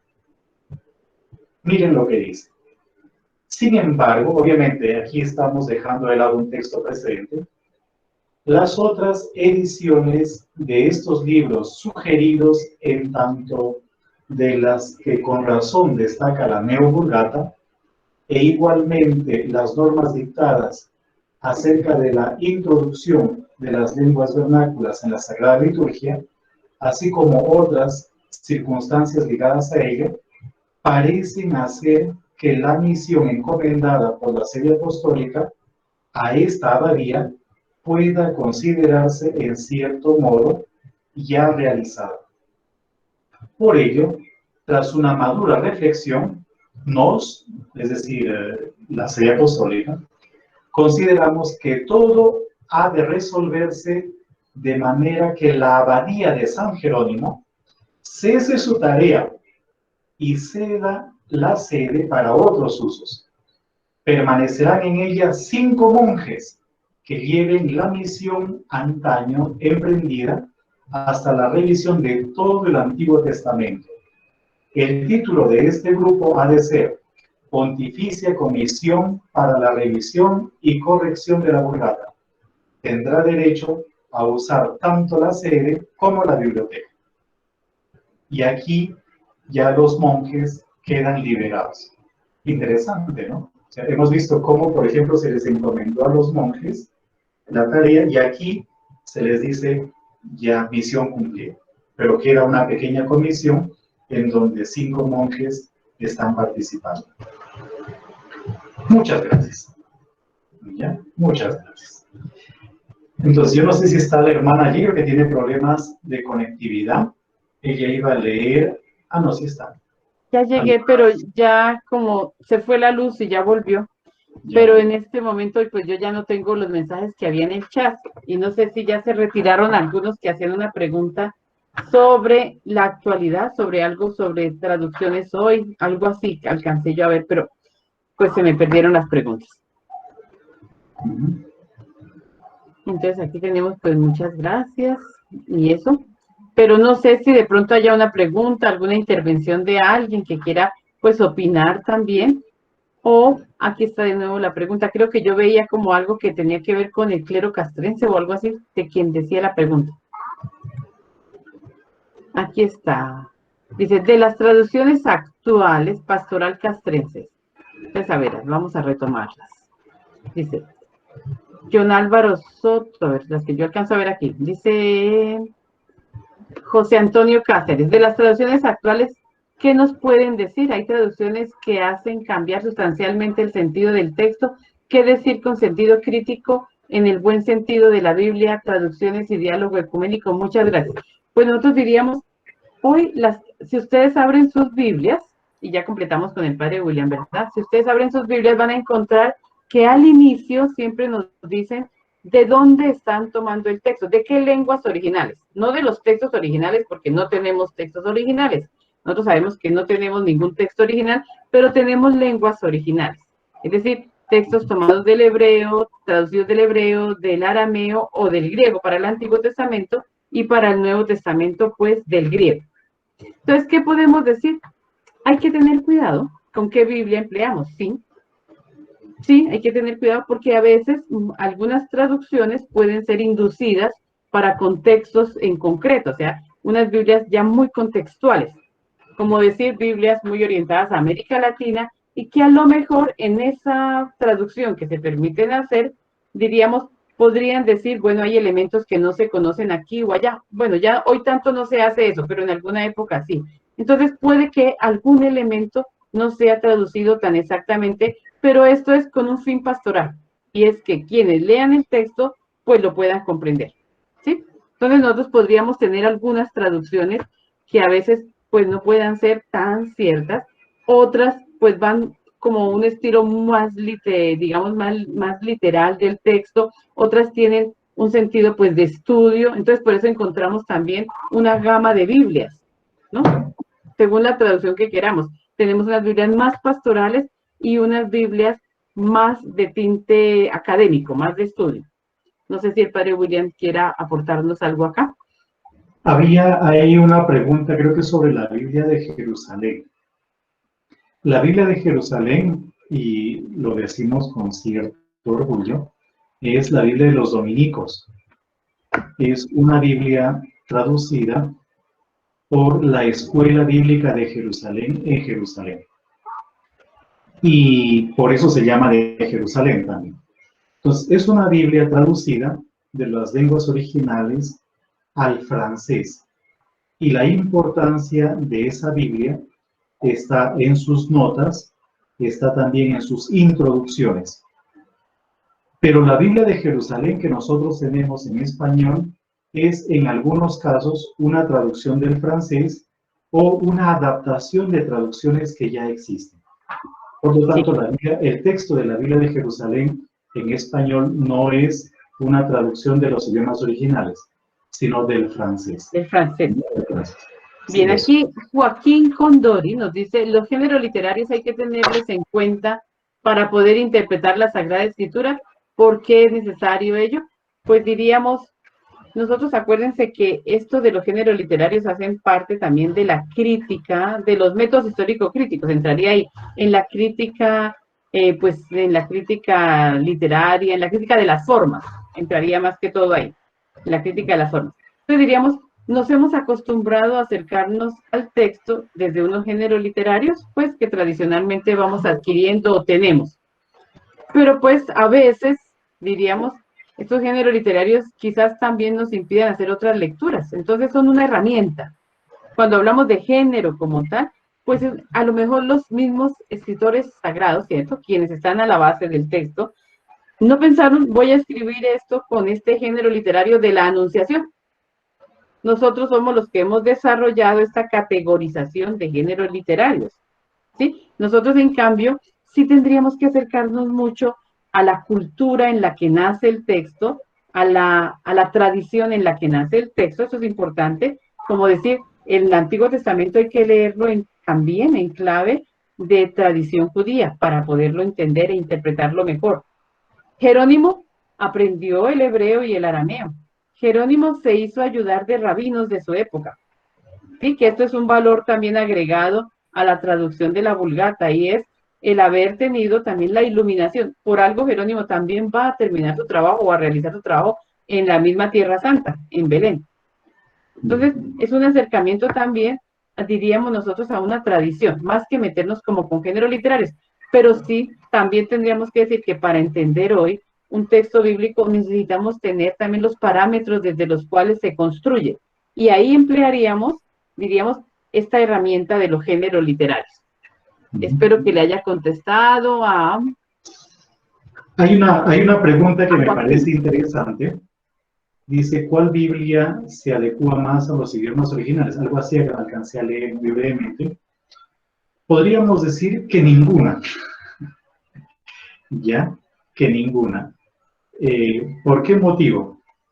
El nieto de Jesús Ben Sira, cuando hace el prólogo a la traducción de la obra de su abuelo, de Jesús Ben Sira, él dice que la traducción difiere siempre de los originales. Por lo tanto, no hay una Biblia en español o en ningún idioma que refleje el texto griego o hebreo o arameo. Sin embargo, hay algunas Biblias que tienen unas traducciones más o menos aceptables. Por ejemplo, la Biblia de nuestro pueblo. De Shekel. De Shekel. Ajá, la Biblia de nuestro pueblo. O la Biblia del peregrino. Ajá, esa. La Biblia de Cantera Iglesias también es muy Cantera buena. Iglesias también. Muy buena. Y curiosamente, hay algunas Biblias protestantes que también tienen un texto aceptable. Por ejemplo, la Biblia de las Américas, después también la Reina Valera. Reina Valera. También. La Reina Valera también tiene un texto y ustedes saben que Dios habla hoy, la Biblia de Dios habla hoy, la traducción, ¿cierto? La Biblia que llamamos de Dios habla hoy, pues es la hija de la Reina Valera, ¿cierto? Es el texto ecuménico. Es una muy buena traducción, es una muy buena traducción. Y la Dios habla hoy, pues tiene los textos deuterocanónicos también ahí. Entonces, diríamos nosotros, es un aporte, es una Biblia que podemos considerar ecuménica. Por ahí había la pregunta, ¿cierto? Esa sería nuestra Biblia ecuménica. Es muy buena, muy buena. Ahora, Entonces, otro elemento que debemos tener en cuenta es que o que debemos saber es que los católicos tenemos un canon de nuestras escrituras, diferente de los protestantes. Esa es la primera cosa. Pero para los que están preguntando sobre qué Biblia, lo que les sugeriríamos es básicamente que tengan 3, 4 Biblias diferentes, 5 Biblias diferentes. Si pueden más, mucho mejor. Pero lo más recomendable es que pudiesen, en la medida de sus posibilidades, acercarse al griego y al hebreo, aunque sea para conocer algunas palabras y para manejar algunos términos en esos idiomas. Eso sería como lo recomendable, y hoy día, pues, en el día de San Jerónimo, casi como un imperativo. Él aprendió hebreo cuando tenía más de 30 años ya. Todo un modelo también para nosotros. Pues miren que hay preguntas interesantes. Muy bien, son padres conectados desde Argentina. Yo quisiera contestar a la pregunta de Ángel, la niña de las flores, creo. Y también está la pregunta de José Antonio Cáceres, que creo que es de Argentina, ¿cierto? El padre. Entonces, Flor nos pregunta, ¿por qué los protestantes logran tener primero una traducción al castellano que los cristianos católicos? Y tendríamos que decir, quizás no sea así. ¿Sí? ¿Por qué? Porque los que primero traducen al español, o sea, nuestra primera traducción al español de los textos originales, pues ya dijimos que no hablemos de textos originales, de las lenguas originales, que es mejor hablar así, serían Cipriano de Reina y Casiodoro de Valera, ¿cierto? Por eso lo llamamos Reina Valera. Casiodoro de Reina y Cipriano de Valera. El Casiodoro de Reina y Cipriano de Valera, les confundí los nombres, Casiodoro de Reina y Cipriano de Valera. Pero resulta que estos dos señores eran monjes jerónimos. Es decir, estaban dentro de, no podemos hablar todavía de iglesia protestante, iglesia católica. Entonces, ellos prácticamente pues traducían, ¿cierto? Y diríamos, pues son hijos de la iglesia universal. Sino que ya la iglesia protestante adopta este texto para los hispanoparlantes. Porque es que en la Reina Valera tampoco es la Biblia de toda la iglesia protestante. Es para los hispanoparlantes, porque nosotros tenemos pues otra versión, la King James, ¿cierto? Que sería para los que de habla inglesa. Entonces nosotros diríamos, tienen también varias escrituras. Nosotros tendríamos casi despuesito, ¿no? Tendríamos la Biblia de Nácar Colunga. Siglo XX. Siglo XX para nosotros, diríamos que es como la que sería la primera dentro del ámbito católico, y luego ya pues hoy una muy buena traducción es la Biblia de Luis Alonso Shekel, que es desde los textos originales, lenguas originales para la traducción al español. Y aquí dice José Antonio Cáceres, ¿la Reina Valera fue traducida de la Vulgata o de los idiomas originales? De los idiomas originales. De los idiomas del griego, del hebreo y del arameo. De arameo, diríamos, es desde ahí, ¿cierto? Aunque sin duda todo el mundo pasa por la Vulgata para ver qué se está traduciendo también. Antes de Casiodoro de Reina, ¿no fue la Biblia alfonsina?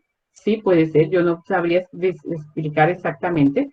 Quizás sí, tenemos, digamos, nosotros tenemos siempre otras traducciones que van surgiendo. Acuérdense que, por ejemplo, la Vulgata no fue la única en latín.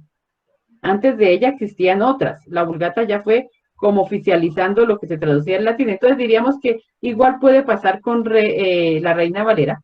Podemos tener otras traducciones, ¿cierto? Pero esta es la que se va como siendo oficial.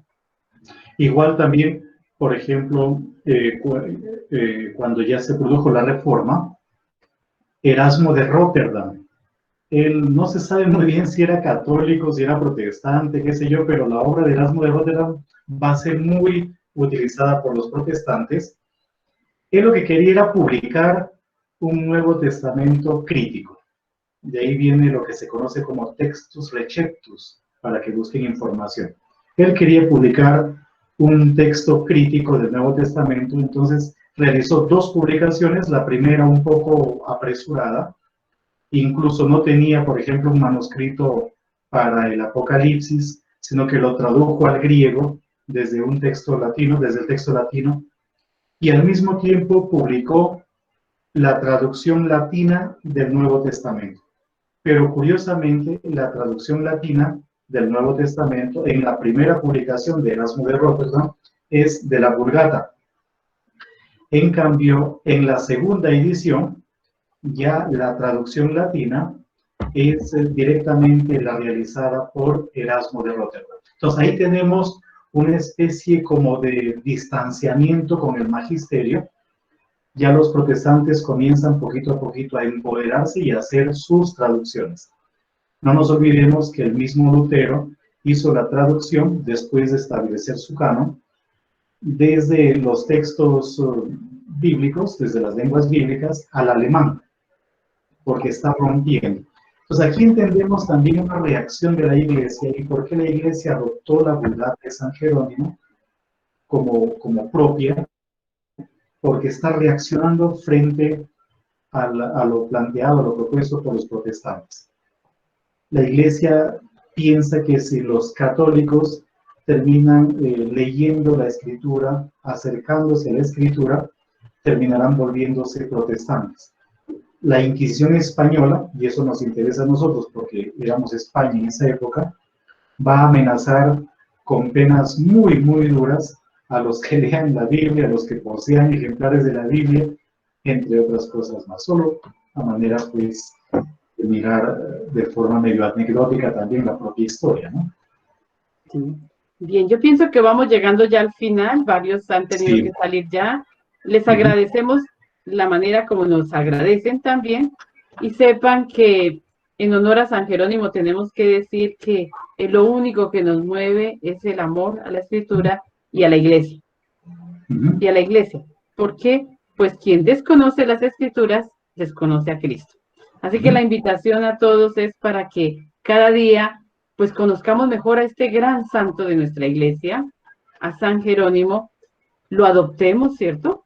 Hay gente que no se acuerda que él es un gran santo y que pues junto con él podamos entrar en digamos, en esta pasión por la Sagrada Escritura.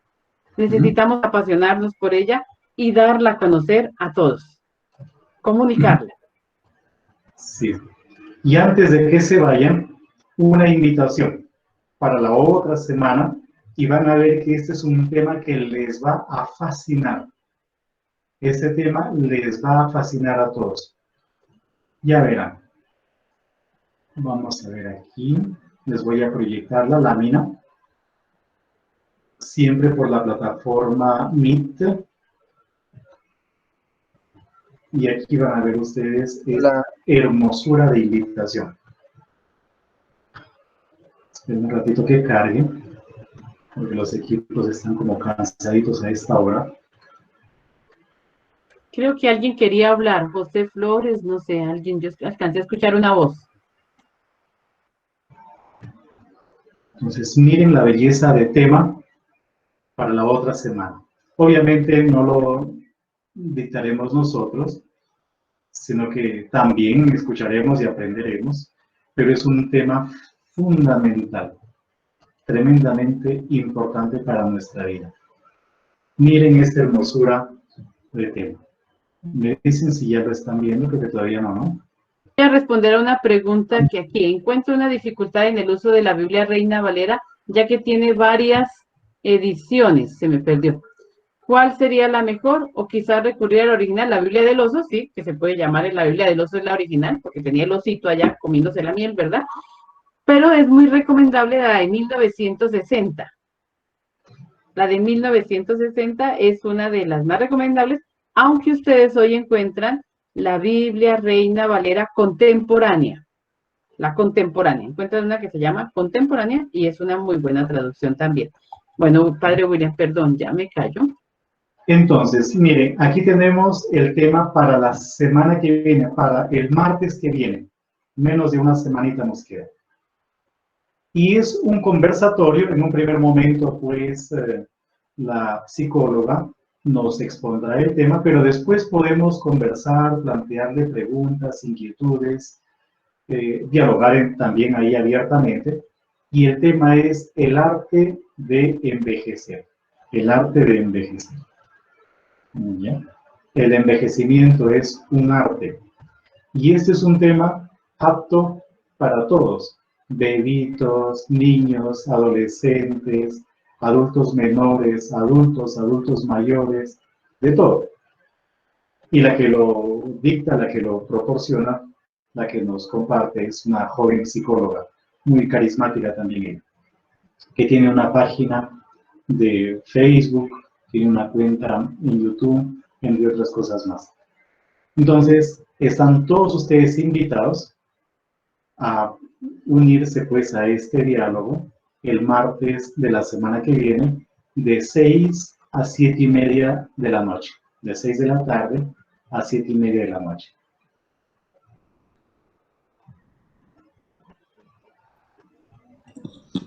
Por Facebook, por las redes sociales, aparecerá también el afiche y el enlace para que puedan ingresar sin dificultad. Bien, muchas gracias. ¿Alguien quería hablar? Yo oí una voz. Buenas noches. Muy buenas noches. Buenas noches, Glenis, bienvenida. Qué Gracias, alegría. hermana. ¿Cómo está usted? Estoy muy bien. agradecida. Padre William, Dios te guarde. Muchísimas gracias por tu enseñanza. Desde Aracataca, Magdalena, lejito, pero gracias a Dios este dispositivo nos hace estar casi junticos. Muy bien. Bienvenida. Y ustedes pueden dejar su número, lo dejan para nuevas invitaciones. Yo ya vi algunos que anotar. Bueno, ya, hermanita, yo te lo envío al... Sí, yo la tengo, el suyo lo tengo, Glenis. Tuve problema de conectividad, no me podía ingresar, por eso fue que te pedí el link. Al igual le agradezco mucho, cada vez, si pueden enviarlo, yo feliz. Les pediríamos un favor a todos, y es que estén pendientes siempre, ahorita les voy a mostrar, de nuestro Facebook, porque ahí tienen ustedes el enlace para ingresar directamente, clicando sobre el enlace. Entonces, ahora les proyecto, por ejemplo, nuestra página.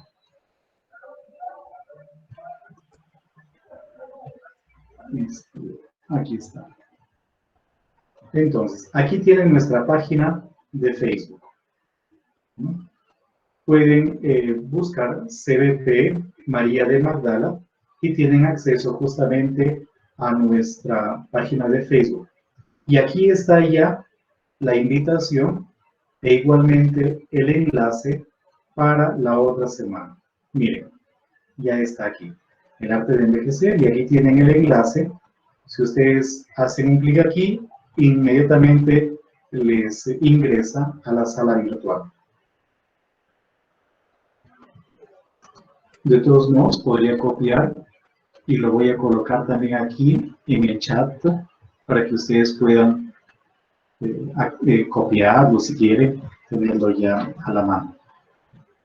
Bueno, yo creo que vamos terminando porque nos vamos a otra reunión. Nos vamos con a toda América Latina, la del FEVILAC. Un abrazo para todos. Un abrazo. Que Dios les bendiga. Feliz fiesta. Muchísimas gracias por la enseñanza. Dios, muchas gracias. Y los esperamos en nuestros nuevos encuentros. Gracias. Muy interesante. Gracias. Chao, Eva. Hasta luego, nos vemos. Muchas gracias a todos. Gracias. Nos vemos el lunes. Gracias. Raúl. Muchas gracias. Hasta luego. Gracias.